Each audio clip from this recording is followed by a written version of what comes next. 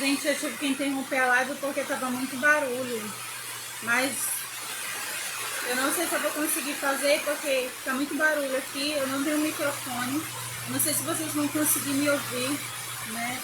Eu gostaria de continuar fazendo a live, mas o barulho é muito intenso. Não sei se vocês vão me ouvir, né?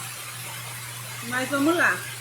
Então, a segunda coisa que Deus quer de nós, a primeira é ser grato, que você seja grato no que você tem. E a segunda é que você não fique preocupado, né? Porque a preocupação tira o nosso foco de Deus e coloca no centro da nossa vida o problema, como se Deus não pudesse nos ajudar a solucionar. E quando a gente esvazia a nossa mente dos problemas e preenche de Deus, isso faz com que a gente crie sabedoria em Deus e aprenda a resolver esses problemas, né? Então, é sobre isso, né? É sobre resolver os problemas de uma forma que Deus venha nos ajudar, que Deus venha nos preencher. Lá em Filipenses 4:6 ele fala assim, ó: Não estejais inquietos por coisa alguma, antes de vossas petições sejam em tudo conhecidas diante de Deus pela oração e súplicas com ações de graça. E a paz de Deus, que excede todo entendimento, guardará os vossos corações e os vossos sentimentos em Cristo Jesus, né? Então, ele está dizendo aqui para você não se preocupar, porque Deus ele vai ajudar você a solucionar os seus problemas, solucionar aquilo que você precisa, porque Deus ele sabe tudo sobre nós antes mesmo de nós pedirmos. Então ele fala pra gente não se preocupar com coisa alguma, né? Mas a pessoa pode até falar assim: ah, mas é impossível me preocupar, né? É automático me preocupar. Por que é automático a gente se preocupar com os problemas e não é automático a gente entregar para Deus? Porque a gente faz um exercício de preocupação várias e repetidas vezes, que isso já fica no automático da nossa mente, né? Tem gente que acha que isso não tem mais jeito, mas se você fizer um exercício de dizer para Deus, entregar para Deus os teus problemas, se você fizer isso repetidamente, quando você nem menos se notar, você vai estar ali entregando seus problemas e vai ser automático para Deus, né?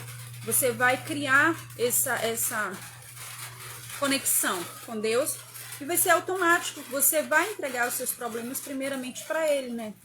Para depois você conseguir solucionar. Então a gente não deve, né, ficar preocupado com o que há de vir.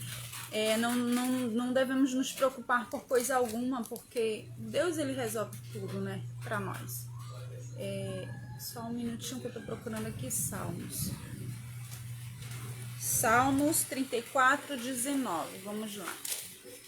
Lá em Salmo 34:19 ele fala: muitos são os contritos de espírito, né? Muitas são as aflições de espíritos do justo, mas o Senhor o livra de todas. Ou seja, o nosso espírito às vezes fica abatido, fica abalado, mas nós temos que saber que nós temos Deus e que Ele nos livra, Ele nos liberta de tudo.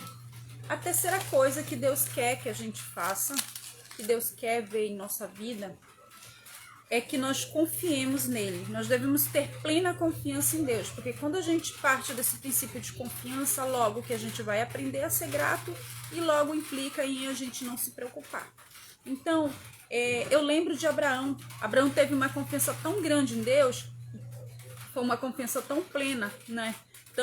Tão madura a confiança, que ele saiu da sua terra, no meio do seu povo, rumo a um lugar desconhecido, a um rumo desconhecido, porque ele confiou totalmente em Deus, ele pôs sua confiança em Deus, né? Outro que confiou em Deus foi o rei Salomão. Salomão, ele confiou mais em Deus do que em si mesmo. E a gente às vezes não tem mania de fazer isso. Às vezes a gente quer fazer as coisas pela nossa própria força, nossa própria vontade. Mas Salomão não. Salomão, ele sabia que ele tinha limites. E Deus não tem esse limite. Deus, ele é ilimitado em sua sabedoria, ilimitado em sua misericórdia, ilimitado no seu amor. Então Salomão entendeu isso, né? E quando ele foi pedir para Deus sabedoria, Deus lhe deu com vontade, né? Deus se alegrou diante do pedido de Salomão. Por quê? Porque ele pediu sabedoria para governar o seu reino. Porque ele entendia que ele era um homem, que ele era limitado. E que poderia surgir conflitos, né, no seu reino, que talvez ele não pudesse resolver ou solucioná-lo com toda a sabedoria, como se Deus estivesse ali com ele, né? Então ele entregou na mão de Deus e confiou, né? Confiou, né, em Deus, teve essa confiança no Senhor. Ele depositou a sua confiança em Deus, porque ele sabia que ele podia contar com Deus, com a ajuda de Deus, para governar com justiça e com sabedoria o seu reinado, né? E Deus sempre ele quer nos ajudar, né? Sempre. O homem, ele é limitado em todos os seus conhecimentos. Tanto é que na Bíblia fala que o homem não deve se pautar em seu próprio entendimento, que é no seu próprio conhecimento, né? Ele não deve se confiar em si mesmo. Por quê? Porque nós somos errôneos, nós somos pessoas falhas, nós viemos do pecado, então tem frestas como que eu posso dizer? De erros em nós. Nós podemos cometer erro e muitas das vezes a gente não consegue ser justo para solucionar o problema, a gente não consegue resolver da melhor forma, da melhor maneira possível. Então, Salomão, ele pediu essa sabedoria de Deus, né? E ele confiou que ele podia receber essa sabedoria de Deus. E realmente ele recebeu, né? Vamos lá para Jeremias. Jeremias 29, 13, ele fala assim: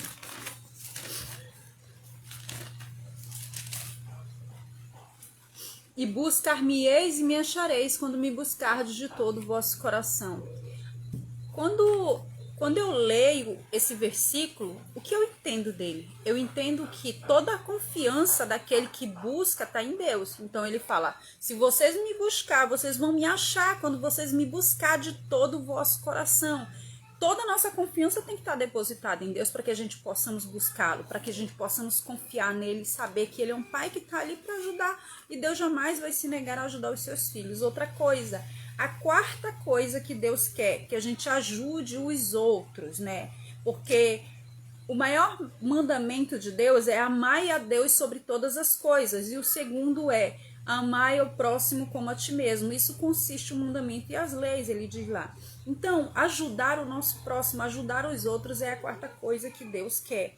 Assim como Jesus veio como exemplo do que se deve fazer, do que se deve praticar, assim nós devemos imitá-lo. Assim a gente deve usar o exemplo de Cristo para nossas vidas. Nós devemos ajudar, assim mesmo que a gente não esteja numa situação favorável, né? Porque a gente não pode ajudar uma pessoa só quando a gente é favorável para a gente, só quando nos convém. Nós devemos ajudar as pessoas quando elas precisam. Se uma pessoa chega até você, é porque Deus permitiu que aquela pessoa chegasse até você para que você pudesse ajudá-la, né? Não importa se você está passando por luta. Eu já vi muitos pastores que pregaram sobre isso, que falaram: olha, um dia que eu mais estava passando por luta foi o dia que o fulano me pediu ajuda, né? E aí eu fui, ajudei e acabei sendo ajudado. Por quê? Porque o foco dele saiu da ajuda que ele estava precisando, né, para ajudar o próximo. E quando você abençoa alguém, automaticamente você é abençoado, né?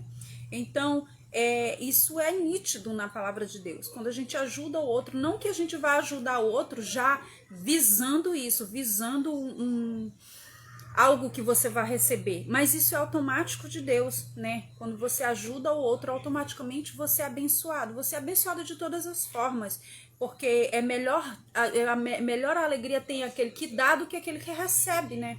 Mas mesmo assim nós conseguimos sentir essa alegria. Eu, por exemplo, se eu ajudar alguém por qualquer coisa que a pessoa precise, eu me sinto realizada, eu me sinto como se tu tem um sentimento de paz, tu tem um sentimento de dever cumprido com o teu próximo, né? E quando você se nega a ajudar alguém, você fica pensando na sua cabeça, fica martelando na tua cabeça aquela dúvida: será que eu não fiz errado, né? Eu deixei de ajudar aquela pessoa, poxa, eu poderia ter ajudado, porque já aconteceu comigo, né? Já aconteceu foi num caso de falar da palavra de Deus. Eu poderia ter ajudado duas moças E o Espírito Santo foi lá e falou para mim, olha, você tem que pregar a palavra para essa moça.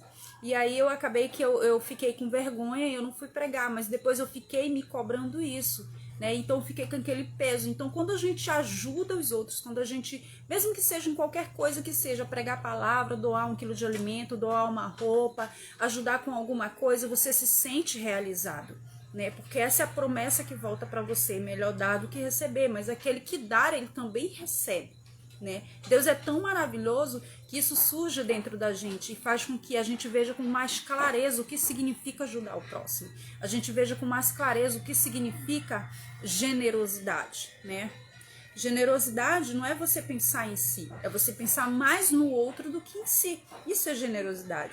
Então esse é o segundo mandamento que Deus preza e Ele quer que a gente faça, que a gente realize na vida dos nossos irmãos, né? Porque aí a gente vai estar plantando tesouros na terra e ligando também no céu. Porque tudo que é ligado na terra é ligado no céu, já diz a palavra do Senhor, né? Leia Gálatas 6:9. Quando Jesus manda nós acumularmos tesouro no céu, ele estava falando de tudo o que a gente decide fazer com as nossas ações, com nossas palavras, com as nossas atitudes. Então isso tudo traz para nós tesouros, tanto terrenos como os tesouros divinos no céu, né? Então nós estamos amontoando de qualquer forma, de qualquer maneira, tesouros no céu, mesmo que enquanto estivermos aqui na terra, né?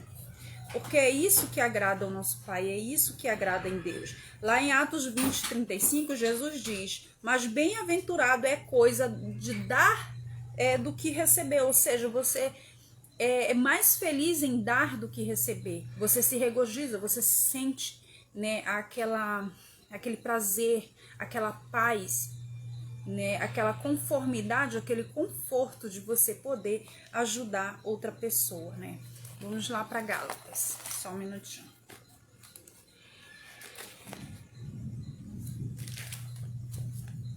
Gálatas, eu falei para vocês, 6:9, né? O Gálatas 6:9, ele fala assim, ó. E não nos cansemos de fazer bem, porque o seu tempo ceifaremos e não houvemos desfalecidos. Ou seja, aquele que faz o bem, com o tempo ele vai colher, né, o fruto do bem que ele está fazendo. Senão, ele fala, se não houvermos desfalecidos, ou seja, se a gente não for uma pessoa avarenta, se a gente não for uma pessoa que não quer ajudar o outro, né, a gente não vai ter desfalecido. Ou seja, significa, é como se fosse uma planta. Quando você não rega, ela morre. Mas quando você rega, ela produz flores maravilhosas, ela produz aquele perfume maravilhoso, né? Ela dá de si para o ambiente. A mesma coisa somos nós somos como as flores, né? Se a gente for generoso, vai fluir perfume de nós. Isso é perfume aos sentidos de Deus, né? As nossas orações, as nossas atitudes, o nosso caráter, as nossas ações, isso é perfume para Jesus. Tudo que você produzir em si, em prol do outro, não pensando em si mesmo, você é como se você estivesse perfumando a casa de Deus, que é o teu templo, que é o Espírito Santo de Deus, que é a tua morada, né?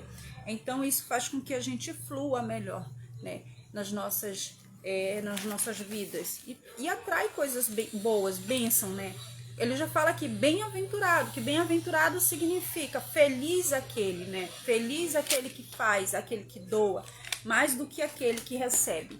E a quinta coisa que Deus quer de nós é que vivamos em santidade. Por que ele quer que nós vivamos em santidade? Ele fala, Jesus Cristo fala, sede santos como Deus é santo, né? Muitas pessoas querem a vida de bênção que Deus oferece, mas porém ela não quer abrir mão das coisas da vida anterior, da vida que elas tinham anteriormente antes de conhecer Jesus Cristo. Algumas coisas do Evangelho de Deus elas não querem praticar, porque elas vão selecionar aquilo que é bom para ela e o que aquilo não convém, elas, não, isso aqui não tem nada a ver não, e começa a relativizar as coisas, né?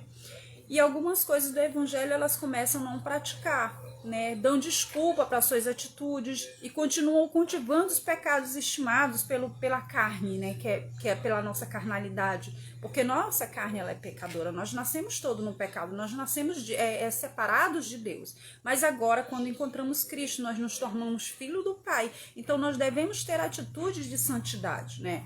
Claro, eu não digo assim, vamos todo mundo ser santinho. Não significa isso. Significa que você está num processo de mudança. Então você tem que querer, você tem que se esforçar, né, para ser santo. Se você vê uma atitude em ti que ainda te contamina, não relativize isso, né? Não, deixa pra lá, isso aqui é assim mesmo, eu sou assim mesmo, eu não consigo mudar. Não, Deus, ele muda todo mundo quando a pessoa quer, quando a pessoa se predispõe. Quando nós deixamos o Espírito Santo atuar em nosso caráter, nas nossas atitudes. E aí a gente não pode ficar dando desculpa para os pecados e nem querer enquadrar as coisas de Deus no mundo que a gente quer, né? Numa roupa que a gente veste, numa música que a gente ouve. Não, o que é de Deus, o que é do mundo é do mundo, né? Sede santos como Deus é santo. Então a gente tem que fazer o que é da vontade de Deus e não ficar relativizando o pecado, né? Porque o pecado, ele nos separa de Deus. É como um veneno lento e mortal que ele vai matando e adoecendo a nossa alma aos poucos. É como se fosse um câncer que se alastra, ele vai entrando tão silenciosamente no teu caráter que logo depois, para você já tanto faz como tanto fez. E para você isso já se torna normal, já se torna corriqueiro. E não é isso que Deus quer, né? Por isso nós devemos ter uma vida consagrada em Deus, abrir mão de tudo que não convém para nós, de tudo que nos afasta de Deus. Se você sabe que tem algo que te afasta de Deus, então tira fora, né? Porque ele fala, se a tua mão pecar contra o teu corpo, tira fora. Se o teu olho pecar, arranque fora. Se a tua perna pecar, é melhor que você entre coxo na vida do que todo o teu corpo ir para o inferno. Ele estava falando disso, de santidade, de se santificar. Então Deus quer que nós vivamos em santidade, né? E tudo que atrapalha essa comunhão com Deus é pecado, né? Nós não devemos relativizar as coisas que não são de Deus, né? Então, vamos lá para Hebreus. Aqui em Hebreus 12, ele fala o seguinte, Hebreus 12, 1. Portanto, nós também, pois que estamos rodeados de uma tão grande nuvem de testemunha, deixemos todo o embaraço e o pecado que tão de perto nos rodeia, e corramos com paciência a carreira que nos está proposta, olhando para Jesus, tutor e consumador da fé, o qual, pelo gozo que lhe estava proposto, suportou a cruz, desprezando a afronta, e assentou-se à destra do trono de Deus. Ou seja, nós devemos usar desse exemplo, né? Nós devemos deixar o embaraço. Quando ele fala o embaraço, ele está falando de todo pecado, né? De tudo que nos afasta de Deus, né? Embaraço é um emaranhado de fio, é uma confusão. Então, tudo que traz confusão para Deus, tudo que traz confusão para a sua relação com Deus, você deve abandonar. Então, essa é a quinta coisa que Deus quer de nós. A sexta coisa que Deus quer de nós, Ele quer que nós usemos de sabedoria divina para toda a nossa vida, tudo ao nosso redor. Nós temos que pedir direcionamento de Deus, discernimento, sabedoria para a gente conseguir caminhar lado a lado com Ele, né? Nós devemos consultar Deus em todas as coisas, tudo que a gente for fazer, tudo, exatamente tudo, porque Deus está interligado com tudo. Tem gente que fala, isso aqui não tem nada a ver com Deus não, isso aqui é eu que tenho que resolver. Não, gente, tudo que é na tua vida, a Deus se importa, a Deus se interessa sim, porque Ele é o teu pai. Qual é o pai que não vai se interessar pelos assuntos do filho? Eu não conheço nenhum. Eu me interesso por todos os assuntos do meu filho, né? Pode que alguma coisa pareça besteira para ele compartilhar comigo, mas tudo que diz respeito ao meu filho me interessa e eu quero que ele resolva para que ele seja feliz, todos os meus filhos, né? Então, com Deus não é diferente, gente, tá? Com Deus não é diferente. Tudo que diz respeito a nós diz respeito a Deus também, porque nós somos parte dele, nós somos filhos dele, né? Então, ele quer que nós tenhamos sabedoria para resolver o nosso problema, para resolver tudo o que tem ao nosso redor, porque sem sabedoria a gente é como um tolo, né?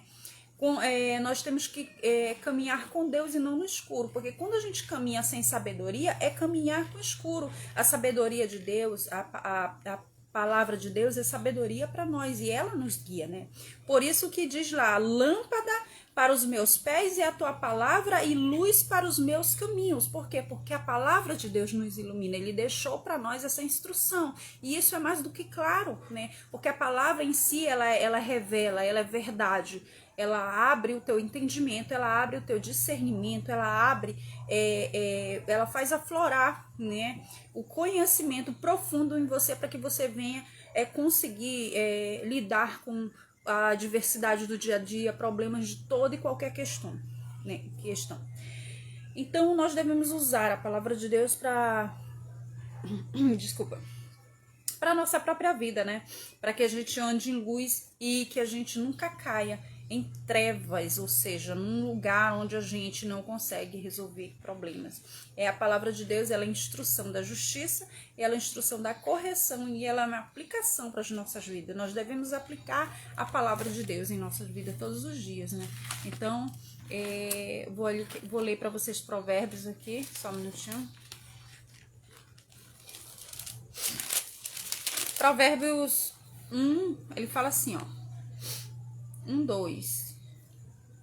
Para se conhecer sabedoria e instrução, para se entenderem as palavras da prudência. Ou seja, esses provérbios, ele fala lá, provérbios de Salomão, filho de Davi, rei de Israel. Para se conhecer sabedoria e instrução, para se entender as palavras da prudência, para receber a instrução do entendimento, a justiça, o juízo e a equidade, para dar simples prudência, jovens conhecimento e bom siso, ou seja, bom juízo, né?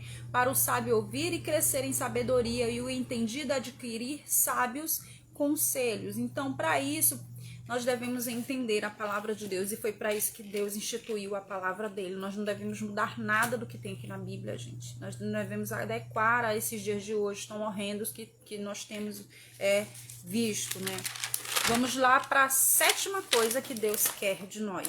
Deus quer que nós sejamos pacientes.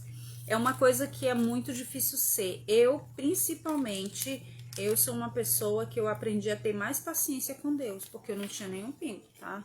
Não tinha nenhum pingo de paciência. Hoje em dia eu já me sinto mais paciente, mas eu ainda não tô na minha plenitude de paciência toda. Se é que vocês me entendem. Eu ainda tô no meio desse processo, porque não adianta eu falar aqui pra vocês, eu sou uma mãe muito paciente, eu sou uma esposa muito paciente, eu sou uma pessoa muito paciente. Não, gente, eu ainda não cheguei na minha plenitude, eu não atingi o meu clímax de paciência ainda, porque Deus, ele vai nos moldando todo dia. E isso pra gente, como a gente é carnal, é um pouco difícil. Então é todo um caminho, é todo um progresso, é todo um processo, né? Então, mas mesmo assim nós temos que ter paciência, né? Jesus, ele era muito paciente, era o fruto do Espírito mais lindo que Jesus tinha. Todos os frutos do Espírito são bonitos, mas esse, eu creio que era o fruto do Espírito que mais se sobressaía em Jesus, né? A paciência de Jesus que ele possuía, gente, era tão grande, né?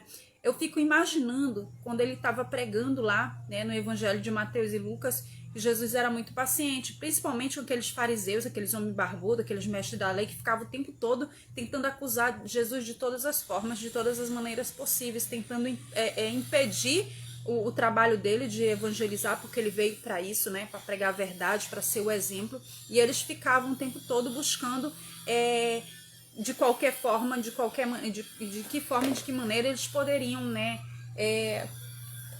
acusar Jesus, para prender, para fazer desmoralizar Jesus, fazer Jesus passar ridículo na frente dos outros, né? Então era isso, né?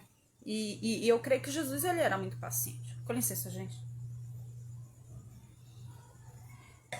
Então, eu vejo que Jesus era um dos frutos do Espírito que Jesus tinha. E nós devemos copiar isso dele, nós devemos ter, né? Ele era tentado de todos os lados, mas ele perseverou em paciência, né? Eu lembro do episódio lá em Lucas 9:51, quando Jesus estava prestes para ir para o céu. Ele resolveu ir para Jerusalém, e então antes dele ir, ele enviou alguns mensageiros, né, que fossem na frente dele. No caminho, eles entraram em povoado da região de Samaria, a fim de preparar um lugar para Jesus, né? Porém, os moradores dali de Samaria, eles se recusaram em receber Jesus, né? E os discípulos, Tiago e João, né, viram isso e disseram: o Senhor quer que a gente mande fogo do céu? Né? Aí Jesus deve ter, eu não sei que expressão Jesus tinha no seu rosto estampado naquele momento, né? Mas como ele era um homem tão santo, um homem tão ungido pela paciência, um homem que tinha adquirido todos os frutos do Espírito, porque ele era os frutos do Espírito, na verdade, né? Eu imagino a expressão de Jesus, como eu posso dizer, a expressão assim de tipo, o quê? Oi? Né? Porque os discípulos disseram, né? o Senhor quer que a gente faça descer fogo do céu para matar essas pessoas, né? Então Jesus, ele usou de paciência não só com os discípulos, né? Porque ele poderia muito bem ter perdido a paciência com os discípulos, porque era o que ele pregava, ele vivia pregando com os discípulos paz, amor, né, harmonia, amar uns aos outros, perdoar o pecado uns dos outros, e os discípulos dele andavam com ele e ficavam dizendo essas coisas, né? Então Jesus teve paciência, né, com eles naquele momento, né? Porque eles, mesmo sendo discípulos, eles não tinham adquirido ainda esse fruto. Ou seja, eles ainda estavam imaturos. Tanto é que eles disseram, o Senhor quer que a gente mande descer fogo do céu para matar essas pessoas, né? Então Jesus usou de paciência com os discípulos, pelas palavras loucas que eles lançaram, né? E ele usou de paciência também não só para os discípulos, mas também para aquelas pessoas, porque Jesus não iria usar de justiça naquele momento, porque não era algo que ele foi fazer ali naquele momento, né? Não era o momento dele agir com justiça, não era o momento dele descer fogo do céu, não era o momento dele instituir a ira, era o momento dele pregar a palavra. Então ele deixou, né, a autoridade de Deus agir naquele momento, naquela circunstância, né? E foi embora, né? Virou as costas para aquela cidade e foi embora, né? Então nós devemos fazer assim também, como Jesus fez. Nós devemos ter paciência, usar de paciência, entregar a Deus tudo o que às vezes a gente quer fazer logo de prontidão, né? Às vezes a gente não tem paciência de resolver algo, às vezes a gente não tem paciência de conversar com alguém, às vezes a gente não tem paciência de deixar algo para depois, né? Por exemplo, você tá estressado com uma pessoa, você quer resolver logo, mas no calor da discussão ali você não vai conseguir resolver, porque você não conseguiu respirar o suficiente, né? O teu cérebro não conseguiu raciocinar, tu tá de cabeça quente, você quer resolver aquilo de toda forma e de todo jeito, com a cabeça quente, mas o que você tem que ter é paciência, você tem que se afastar, respirar um pouco fundo, pensar, orar, falar com Deus, voltar lá e resolver o problema. Isso é ter paciência, né? Então nós temos que ter paciência um com o outro também. Às vezes a gente não tem paciência porque o nosso irmão não aprendeu algo que você já aprendeu agora. Por exemplo, o fulano tem 20 anos de ministério e ele ainda age como se ele fosse um novo convertido. Então a gente tem que ter paciência porque todo mundo está num processo diferente, todo mundo está num patamar diferente, todo mundo aprende de uma maneira diferente, de uma forma diferente, num tempo diferente, né? Cada um tem paciência, então a gente tem que ser paciente com as pessoas. Se nós tivermos que falar 10 vezes a mesma coisa, que seja, né? Porque quando a gente vai educar um bebê, quando a gente vai educar uma criança, a gente tem que ser repetitivo várias vezes para que aquela criança venha tomar aquilo como um hábito, para que ela venha adquirir aquele caráter que você quer que ela adquira, né? Não adianta você falar a primeira vez com a criança e ela não vai obedecer, por quê? Porque ali você tem que ter uma paciência, é um processo, né? Então a mesma coisa somos nós, com tudo que a gente for fazer, os nossos problemas, tudo, a gente tem que ter paciência, tem que entregar a Deus, né? Tem que falar com Deus, para que Ele nos dê longanimidade e paciência. A oitava coisa que Deus quer, que caminhemos lado a lado com Ele, né? É uma das maravilhas que Deus nos deu, foi a capacidade de nós gerarmos filhos e filhas para Deus, né? Quando eu tô falando que gerar filhos e filhas para Deus, eu não tô falando só de evangelizar uma pessoa ou outra, tô falando também dos nossos próprios filhos, aquele que a gente concebe, né? Dando à luz também. Nós estamos pondo criança no mundo, você é responsável pelaquela criança, tudo que você ensinar para ela vai ser ou não filho de Deus, né? Porque nem todos são filhos de Deus, né? Isso a Bíblia já é bem claro, né? Nem todo mundo que nasce é filho de Deus. Filho de Deus é aquele que faz a vontade de Deus, Jesus já disse isso, né? Aquele que é amigo de Deus, aquele que é amigo do mundo é inimigo de Deus. E aquele que é separado de Deus, ele não se torna filho ainda, mas ele vem com a adoção, né, para o lado de Deus, quando ele aceita Jesus como seu Senhor e Salvador. Então, Deus nos deu a capacidade de a gente gerar filhos e filhas, né? Por isso a gente tem essa dádiva de criar filhos, de sermos filhos, né? Diz o Salmo, né? Filhos são herança do Senhor, né? Por isso nós, como filhos de Deus, nós devemos gerar outros filhos. tanto espiritualmente como a gente gerando na nossa própria casa. Nós temos que ensinar os nossos filhos a andar no caminho do Senhor. Por isso que ele fala que a gente deve ensinar os nossos filhos, mesmo quando pequeno, para que quando ele cresça não desvie nem para a esquerda nem para a direita. Isso quer dizer o quê? Que você está gerando filho, você está gerando alguém que vá adorar seu Deus, que vá reconhecer Deus como Senhor e Salvador, que vai andar lado a lado com Deus. Então o que Deus quer de nós é que nós sejamos filhos dele e andemos lado a lado com ele, porque nós fomos gerados espiritualmente, né? Mas Satanás, ele cria algumas rupturas para que nós possamos ser separados de Deus, né? E a grande dificuldade que muito tem não é de acreditar que eles são filhos de Deus, é de não entender, né? É de acreditar que eles acreditam que são escravos, né? Em vez de filho, né? E Deus não quer escravos, Deus quer filhos, né? Ele quer amigos. Portanto, ele fala lá em Gálatas 4:7, portanto, não és mais escravo, ou seja, escravo do pecado, né? Mas filhos, e sendo filho, és igualmente pleno herdeiro por decreto de Deus. Ou seja, nós somos filhos de Deus, né? Em João 15:15 diz, já não vos chamo servos, porque o servo não sabe o que faz o Senhor. Ele complementa com esse versículo dizendo que nós temos amigos, que sejamos amigos, porque tudo que ouviu do seu pai, ele compartilhou conosco. Então, sejamos filhos e amigos de Deus. É isso que ele quer. Ele não quer pessoas... Deus não se interessa por um relacionamento vicioso que ele te força a fazer algo, ele te força a estar ali do lado dele, não. Ele quer que nós caminhamos lado a lado com ele, que você esteja do lado dele, né? Que você pratique as obras dele. É isso que ele quer, né? E eu fico me perguntando, né, que tipo de amizade seria essa se fosse escravizado, se fosse forçado, né? Qual é uma pessoa que quer um companheiro que seja escravo, né? Jesus disse isso para que a gente saiba o que ele quer de nós, né? Ele quer que nós sejamos filhos, sejamos amigos, que ele seja o nosso irmão, que nós andemos lado a lado com ele, né? E nós partilhemos de todas as coisas. Então nós devemos servir a Deus e ter em mente que ele quer andar do nosso lado. Ele não quer um escravo, ele não quer uma pessoa por obrigação ali. Ele quer que você use do livre-arbítrio que ele te deu, para que você ande e faça a vontade dele, né? Porque a vontade dele, já diz a palavra, é perfeita e agradável. Nona coisa que Deus quer que sejamos, que façamos, nós sejamos participantes da palavra, e para que essa palavra seja glória futura em nossas vidas, né? Deus, ele nos tem como filhos e herdeiros das suas promessas. Tanto é que o livro da Bíblia, ela está repleta de promessas. Tem mais de 1000 e poucas promessas. Então, se você ler a Bíblia, você vai ver o quanto Deus tem de promessa pra gente, né?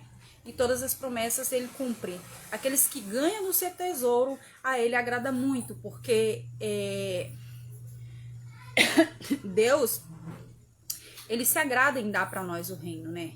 Faz parte disso, que tenhamos esse tesouro, que é parte do reino. Lá em Lucas 12:36, ele fala que Deus dá o reino de bom grado, o Pai concede de bom grado a nós, né? Porque isso é que agrada a ele, né? Para isso a gente tem que querer se envolver com Deus, querer estar ali naquele processo de adquirir essa riqueza, para que a gente possa desfrutar dessa riqueza e da glória futura dele. Então ele quer que a gente seja participante da sua palavra. O que é participante? É você não só participar, mas você ter atitude daquela palavra, que aquela palavra realmente faça eficácia na sua vida e você ponha em prática nas tuas ações, no teu caráter, no teu dia a dia. Então é isso que Deus quer de nós. Então ele se interessa que sejamos participantes, né? E não só participantes das coisas gloriosas, nós também vamos participar de coisas que nos traz sofrimento, porque para nós, né, nós deveríamos estar honrados de passar por algumas aflições, porque Cristo passou por aflição por nós. Por que nós não nos regozijaríamos de passar por sofrimento por Cristo, né? Então nós devemos nos alegrar com isso, né? E ele fala assim, ó, para que também vos alegreis e exulteis nas revelações da sua glória, né? Então, lá em 1 Pedro 4:13, ele fala, então a ele interessa que sejamos participantes dos sofrimentos de Cristo, para que também vos alegreis e exulteis na revelação da sua glória futura. né? E lá em Romanos 8,17 ele fala: se somos filhos, então somos herdeiros de Deus e co-herdeiros com Cristo, para a glória futura. Ou seja, para a promessa futura, para o que vamos receber futuramente, né? E a Bíblia diz que o que Deus tem preparado para a gente, ninguém, homem algum, pode imaginar. Então, se a gente já recebe toda essa paz que paira aqui dentro da gente quando a gente aceita Jesus, toda essa alegria, todo esse amor, tu imagina o que virá a glória futura, o que será a glória futura, já que agora, mesmo não estando num corpo glorificado, a gente consegue sentir esse amor, né? A gente consegue sentir essa felicidade em ser grato, em se doar, em ser generoso, em participar da palavra, em participar das aflições, em participar das disciplinas que Deus nos dá. Então vai ser uma glória que ninguém consegue mensurar, já diz o livro da Bíblia, né? Então a 10ª coisa que Deus quer nos mostrar, e a última que eu coloquei aqui, são muitas coisas, né? Quando você lê a Bíblia, você vê o tanto de coisas que Deus quer que a gente tenha no nosso caráter. Mas basicamente eu fiz um estudo em cima das 10 coisas e eu coloquei aqui para vocês essas. Ele quer mostrar o seu amor. Essa é a 10ª coisa, porque o amor, ele consiste em tudo, né? Ele fala que aquele que ama, ele perdoa multidões de pecados. Então o amor de Deus, por isso o amor de Deus perdoa nossos pecados. Por quê? Porque ele é infinito, ele é, sabe, o amor de Deus é único, é diferente do amor do homem, é diferente desse amor terreno que a gente conhece aqui. Então, tudo que Deus fez por intermédio dos profetas, de Jesus, de todo o começo que foi, ele fez por zelo, ele fez por amor a nós, né? A cada um de nós, né? Nada do que foi feito foi por acaso, nada do que Deus fez foi por acaso. Tudo que ele fez foi por nós, para nos mostrar que o quanto amor ele tem por nós, o quanto ele se importa com tudo ao redor de nós, né? A nossa chance de ir até ele, né, veio de Cristo Jesus. E ele nos mostrou essa chance naquela cruz, quando Jesus morreu, quando Jesus derramou o sangue dele por nós lá. Então, se ele fez isso, ele deu o seu único filho para morrer por nós. Isso é um amor muito grande, gente, é um amor imenso, é algo que a gente deve se maravilhar, né, e glorificar a Deus e se sentir grato todos os dias, porque todos os dias são um dia renovado para que a gente possa fazer coisas melhores para Deus, viver em plenitude com ele. Então, essa é a vontade de Deus. Ele quer que nós vejamos o amor dele, e esse amor é tão grande, tão consistente, que ele deixou a instrução da palavra dele para cada um de nós, né? Então, tudo vem em função desse amor, né? Porque ele não perde a oportunidade de nos informar sobre isso, né? Ele não perde a oportunidade de dizer o quanto ele nos ama, que o quanto ele persiste em nós, e enquanto ele deu até a última gota do sangue do filho dele para morrer por nós, né? E ele tenta resgatar todos, né? Mesmo aqueles que não querem ser resgatados, mesmo inconscientemente, aqueles que não querem ser resgatados, ele tenta resgatar, né? Assim como um pai, ele é longânimo, ele é misericordioso, ele é bondoso, ele é zeloso, ele é cuidadoso, e ele quer nos restaurar, ele quer nos trazer para ele quer nos mostrar a verdade, mas ele não quer que isso venha a força, a violência, mas ele vem pelo Espírito Santo, porque o Espírito Santo ele nos revela qual é a verdade que Deus quer nos mostrar, qual é a vontade de Deus, qual é a verdadeira vontade de Deus na nossa vida, né? Todas as coisas vão passar. Você pode ler lá na Bíblia que todas as coisas passarão, né? Mas a palavra de Deus, ela permanece para sempre. E o que era a palavra de Deus? É a tradução do seu amor, né? É como se fosse um signo do seu amor. Essa é a vontade de Deus. Ele fala que todas as coisas passarão, mas o amor permanecerá para sempre, né? O mundo passará, tudo passará, mas o amor será instituído para sempre. O amor divino é aquele que excede todo o entendimento do mundo, que o homem às vezes não entende. Mas desculpa, gente. É a porta que tá bem. Então é isso. Então tudo que você vê ao redor ao seu redor. Tudo que Deus criou, ele criou em função dos seus filhos. Tudo para melhorar o nosso relacionamento com ele. E as pessoas às vezes deturpam isso e usam de uma má forma, de uma forma errônea. Por quê? Porque elas são levadas pelo pecado, pela vontade da carne e muitas das vezes também pelos espíritos malignos, né? Do inimigo. Porque a gente sabe que assim como existe Deus, existe o diabo, né? E ele tá ali para te tolher da tua vontade, para usar contra ti mesmo a vontade da tua carne. E se você der ocasião a ele, ele entra em cena e aí ele começa a bagunçar a sua vida, né? Lá em Romanos 8:38, ele fala que ele apregou esse amor na humanidade. Vamos lá ler Romanos.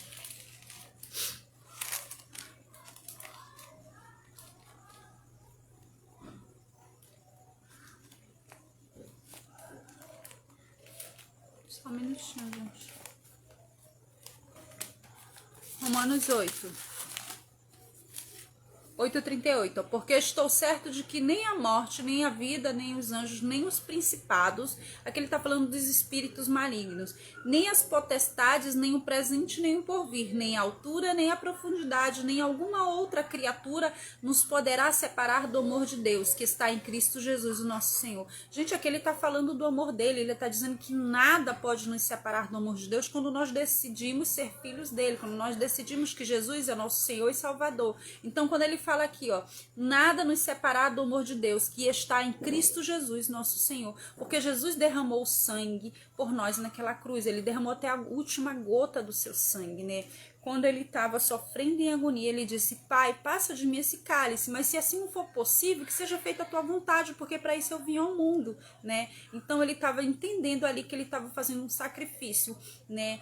Em reverência ao Pai pela humanidade, pela nossa salvação, pela sua salvação, pela minha salvação, pela salvação do mundo inteiro, porque é isso que Deus quer, ele quer apregoar o amor dele no mundo, não o amor do mundo, porque o amor do mundo é um amor já é um amor meio deturpado, sabe? As pessoas mudaram o que significa amor. As pessoas acham que toda forma de amor é amor, mas não, porque a gente tem que ver que o amor do homem é doentio, o amor do homem é ciumento, o amor do homem mata.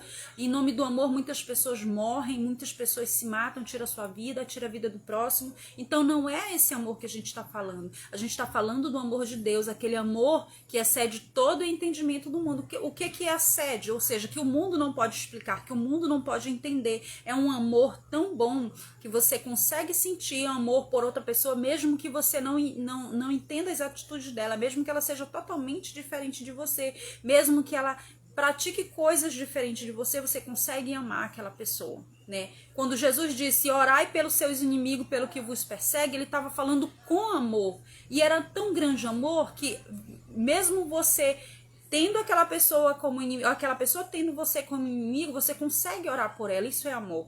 Você consegue passar por cima disso porque isso é muito mesquinho, é um sentimento mesquinho que você não tem, porque não cabe onde tem amor, não cabe mesquinhez, né? Não cabe falta de sentimento bom, né? Não cabe a fluição do amor de Cristo, de Deus, porque o amor de Deus é diferente do amor dos homens, é diferente do amor do mundo. Então, por isso ele escreveu isso. Estou certo de que nem a morte, nem a vida, nem os anjos, nem os principados, nem as potestades, nem o presente, nem o porvir, né? Nem a altura, nem a profundidade, nem alguma outra criatura poderá nos afastar do amor de Deus. Quando nós decidimos ir para Deus, nada dessas coisas pode nos afastar, né? Ele apregoou esse amor na humanidade. Ele fez isso através do seu filho Jesus, do seu primogênito. Ele deu o seu único filho. Isso é maravilhoso, né? Por isso em João, ele diz lá em João 3,16, porque Deus amou tanto o mundo, ou seja, as pessoas, que deu o seu filho unigênito para morrer na cruz, para que todo aquele que nele crê não pereça, mas tenha a vida eterna. Ou seja, ele nos amou tanto que ele quis estar conosco na eternidade, né? Não basta para ele só vivermos aqui nesse mundo, ele quer nos levar para vivermos com ele na eternidade. E isso fala muito do amor de Deus. Isso é uma coisa muito diferenciada daquilo que você tem por amor, daquilo que você acha que conhece por amor. A gente não tem nem ideia de o que é realmente amor. A gente vai aprendendo aos poucos quando a gente começa a ler a Bíblia, que a gente começa a ter um relacionamento com Deus, a gente se aprofunda mais nesse amor e a gente começa a entender, por isso que Jesus conseguia orar pelos seus inimigos, por isso que Jesus conseguia falar tão mansamente assim com aquelas pessoas que o acusavam. Por quê? Porque o amor estava tão grande nele, que ele excedia em amor, né? E as pessoas não entendiam, mas ele era amor em si mesmo, né? Lá em Salmos 136, diz: deem graças a Deus o Senhor, porque ele é bom, né? O seu amor dura para sempre, ou seja, perdura para todo sempre, né? E esse amor jamais se extinguirá, jamais acabará, todas as coisas cessarão, todas as línguas passarão, mas o amor permanecerá para sempre, lá em 1 Coríntios 13 diz. Então, essa é a palavra para hoje, são as 10 coisas que Deus quer de cada um de nós. Fiquem com Deus, amo vocês em Cristo, até a próxima, se assim Deus permitir.